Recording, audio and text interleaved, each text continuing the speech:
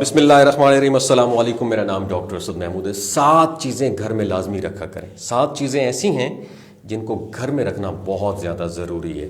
نبی کریم صلی اللہ علیہ وآلہ وسلم کا یہ واقعہ سننا ہر مسلمان پر فرض ہے، اور یہ ویڈیو ہر اس مسلمان کے لیے جو اپنے گھر میں اللہ پاک کی مدد دیکھنا چاہتا ہے، ہر اس مسلمان کے لیے جو اپنے گھر میں چین، سکون، برکت، ہر بیماری اور مصیبت سے بچنا چاہتا ہے۔ آج کی ویڈیو میں ہم آپ کو بتائیں کہ وہ کون سی 7 چیزیں جسے گھر میں رکھنا رسول اللہ صلی اللہ علیہ وآلہ وسلم نے ضروری بتایا، اور وہ کون سی 7 چیزیں جو رسول اللہ صلی اللہ علیہ وآلہ وسلم نے بتائی ہیں آپ انہیں گھر میں رکھنا شروع کر دیں تو آپ دیکھیں گے کہ اللہ جل شانہ کس طرح آپ کے گھر کو ہر برائی سے محفوظ رکھتا ہے۔ سب سے جو پہلی چیز ہے نا، آب زمزم کا پانی ہے۔ آپ کو جسمانی اور روحانی کوئی بیماری ہو جائے، آپ کھڑے ہو کر قبلہ رخ ہو کر 1 گلاس زمزم کا پانی پی لیجئے۔ پانی پیتے ہی آپ اللہ کی قدرت اور آب زمزم کی برکت سے اس کا اثر پورے جسم پر دیکھیں گے۔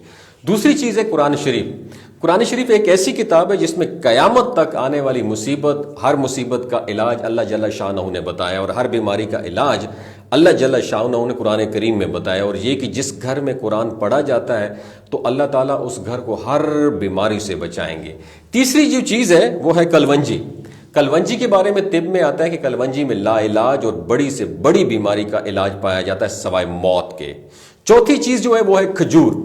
رسول اللہ صلی اللہ علیہ وآلہ وسلم نے چوتھی چیز کھجور گھر میں رکھنا ضروری بتائی ہے۔ کھجور کے بارے میں روایت ہے کہ جس گھر میں کھجور ہوتی ہے قیامت تک اس گھر میں فاقہ اور غریبی کبھی نہیں آتی۔ اور کھجور کے بارے میں آتا ہے اگر کوئی شخص صبح و شام صرف 7 کھجوریں کھائے تو بتایا گیا کہ اس کو موت تک نہ کوئی روحانی بیماری آئے گی اور نہ کوئی جسمانی بیماری آئے گی۔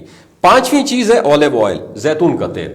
زیتون کے تیل کے بارے میں اللہ تعالیٰ نے قرآن پاک کی ایک ایسی آیت اتاری ہے، اور یہ آیت صرف زیتون کے بارے میں۔ جو بھی شخص زیتون کا استعمال کھانے میں کرے گا یا کسی بیماری میں کرے گا تو اللہ تعالیٰ 99 بیماریاں جن کا علاج ابھی تک ڈسکور ہی نہیں ہو سکا، اس کا علاج بھی زیتون کے تیل میں ہے یا زیتون میں ہے۔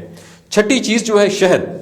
شہد کے بارے میں اللہ تعالیٰ نے قرآن کریم میں بھی فرمایا، اور شہد کے بارے میں طب نبی میں بھی آتا ہے کہ 70 سے زائد بیماریوں کا شفا شہد کے اندر ہے۔ 7ویں جو چیز ہے وہ ہے سرکہ۔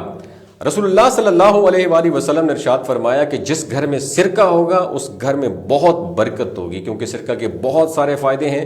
انگور سرکہ کے بارے میں رسول اللہ صلی اللہ علیہ وآلہ وسلم نے گھر میں اس کو رکھنے کا حکم فرمایا، اور ہمارے اعمال ہی ہمارے اوپر آنے والی مصیبتوں اور پریشانیوں کا سبب بنتے ہیں، اور ہمارے اعمال ٹھیک نہ ہونے کی وجہ سے اللہ تعالیٰ ناراض ہوتا ہے، اور ہمارے حق میں کیے جانے والے فیصلے اللہ کی ناراضگی کا سبب بنتے ہیں۔ اگر ہم اللہ اور اس کے رسول صلی اللہ علیہ وآلہ وسلم کی شریعت پر عمل کریں گے تو ہم دین و دنیا اور آخرت میں بھی کامیابی حاصل کریں گے۔ حضرت ابو ذر غفاری رضی اللہ تعالیٰ عنہ فرماتے ہیں کہ مجھے رسول اللہ صلی اللہ علیہ وآلہ وسلم نے 7 نصیحتیں کی۔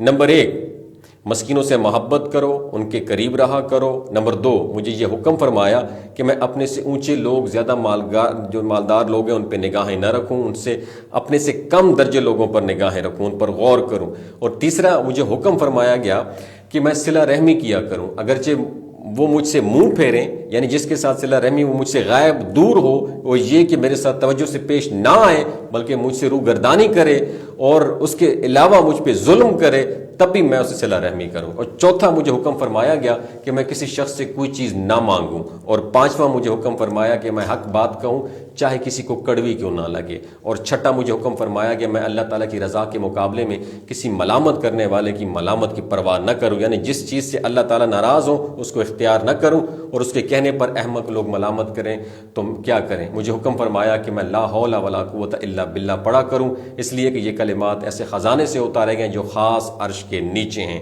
اللہ تعالیٰ ہمیں بہتر عمل کرنے کی توفیق عطا فرمائے اور ہمارا خاتمہ ایمان پر فرمائے۔ آمین ثم آمین۔